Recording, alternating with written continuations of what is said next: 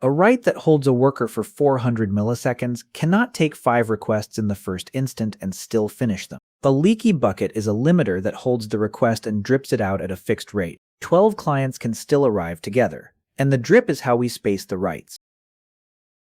A token bucket spends a token and the request leaves at once. A leaky bucket keeps the request inside and releases it on a drip. Spend and leave is a burst. Hold and drip is a line. One shape allows a burst and then a ceiling. The other shape is a ceiling only. In a token bucket, the tokens sit in the bucket, and the requests sit outside.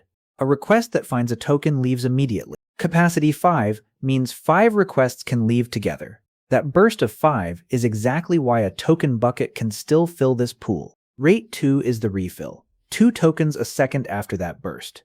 In a leaky bucket, the requests sit in the bucket and the drip sits on the outlet. A request that arrives joins the queue.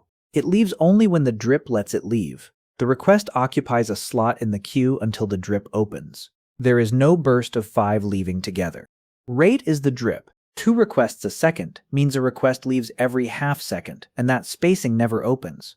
On this lab, a worker holds a write for about 400 milliseconds, so a drip of 2 a second is a pace the pool can finish. The downstream sees a smooth ceiling. It does not see 5 requests in the first instant. Capacity is how many can wait. 5 slots in the bucket means 5 requests may sit in line. A 6th request does not get a 6th slot. Capacity is a queue length, not a burst of departures. A burst of 5 leaving together would still fill 4 workers on this path.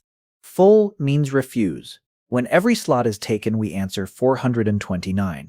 429 means too many requests, and the limiter refused this one. The reason is rate limited. The 6th request is over the queue, so it never reaches semaphore 4. We never take a worker for a request the drip cannot release in time. Rate limiting stops at the rim, so semaphore 4 still has a chance to finish the writes it already holds. We pick the one this lab can survive. 4 workers and a 400 millisecond write mean a burst of 5 can still fill the pool. A drip of 2 a second matches a write the pool can finish, because a worker frees about as often as the drip releases. If the write can absorb 5 at once, a token bucket matches that burst.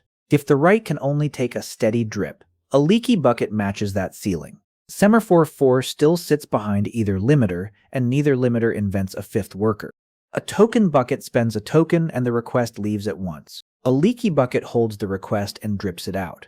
Rate is the drip. Capacity is how many can wait. Full means refuse. We pick the one the downstream can survive. On this path, a burst of 5 still fills 4 workers, and a drip of 2 a second does not. Thank you.